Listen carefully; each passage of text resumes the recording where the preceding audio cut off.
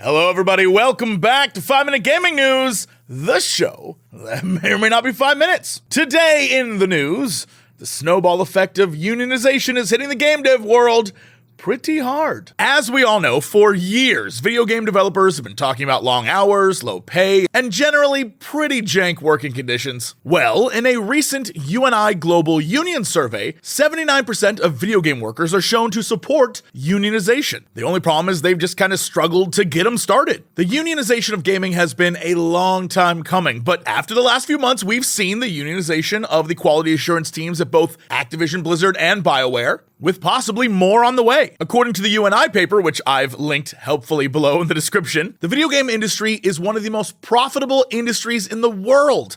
And since games and entertainment are always in high demand, worker schedules are packed with multiple projects, crammed into insane release schedules, and all these corporate mandated deadlines. There's one part of the survey that includes asking game devs about current issues, and 66% claimed low pay was their top issue, followed closely by excessive work and inadequate benefits at 43%. Discrimination and or sexual harassment remained an ongoing issue at 35%, and the number jumps to 46% among women surveyed in any game development job. When accounting for those working at AAA companies, 59% of women surveyed stated gender discrimination is a problem in the workplace. And while obviously I don't have the time to go through the entire document in a show like this, it does break down every major gaming company and issues with them. And yeah, sure, this is a document created by a pro-union group, but I'm pro-union, so I'm all for it. Seriously, check it out down below. It is a good read. In other news, Aaron Flynn, former Bioware chief,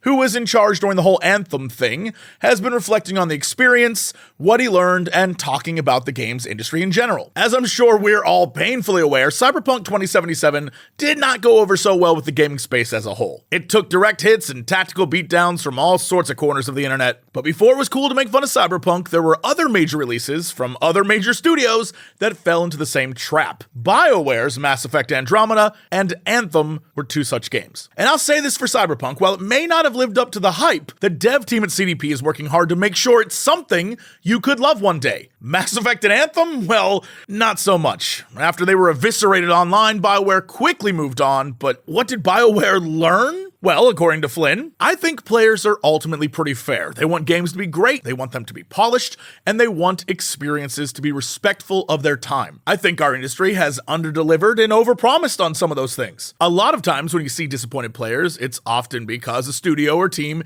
has set an expectation that they can't hit. I get that. I can relate to that. He went on to say that honesty is the best policy when it comes to game dev. It's about being honest about this stuff and just saying, this is where we're at. Some of these things are hard and we'd rather spend a little longer giving you something great than something compromised earlier. And this is that thing that I think a lot of big companies, especially AAA companies, forget. They always are trying to spin and polish and corporatize their message. And they have 18 people looking at a presentation to nitpick it and make sure it's perfect. And at the end of the day, all we care about is the final product, the game. We don't need the spin. We don't need the hype. We just want something fun that's playable and enjoyable. And I think that some game developers are starting to clue into that. And this is where Final Fantasy XIV fanboy Jesse comes in to say that the 14 devs are very smart about this. Every 2 months or so, they host a live letter, which is literally just them streaming on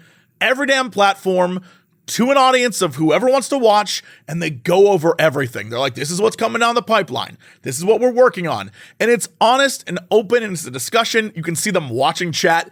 It's hilarious, and sometimes it goes off the rails. There's one time that I always talk about that cracks me up, where Yoshi P, the big head of Final Fantasy XIV, I guess saw a dude in chat complain about teleportation prices and how it was a little too expensive to travel to the moon, and he spent 45 minutes trying to explain to him why it was necessary.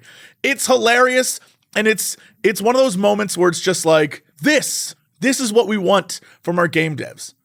To see that they're humans and not corporate robots. It was hilarious, it was endearing, and I think more game devs need to be on that level. Anyway, it's Monday, so you know what that means. It's time for new releases. On Thursday, take a trip back in time and relive the glory days of a little blue speed demon with Sonic Origins. Sonic 1, 2, 3, and Sonic CD all digitally remastered. Play as Sonic, Tails, or Knuckles in Classic or in the new Anniversary mode. It's got new animated scenes and all the Sonic goodness that you remember and a new generation is falling in love with. On Friday, speaking of a trip back in time, the Capcom Fighting Collection Hadoukens its way into your life. Celebrating the last 35 years of classic fighting games, Capcom brings you 10 of its greats in one collection. Sure, it's got Darkstalkers and Street Fighter and online play in all the games with rollback netcode, but have you ever played Super Puzzle Fighter 2 Turbo? That game was my shit! Also on Friday, and very much my shit, Fire Emblem Warriors 3 Hopes comes out. Combining two of my favorite games is always gonna get me playing. Fire Emblem meets Dynasty Warriors. It was great the first time they did it, and it will always be great. I unabashedly love these games, and apparently, if you have a save file from either Fire Emblem Warriors or Fire Emblem 3 Houses, you get extra goodies in the game? Jesse like a lot. You know what else Jesse like? Patreon.com/Jesse Cox. Yep, there we are. Where you can hang out with Bindang, Zarina, and Jordan. Anyway, that's it for the show. Thank you so much. See you tomorrow for another episode of 5 Minute Gaming News.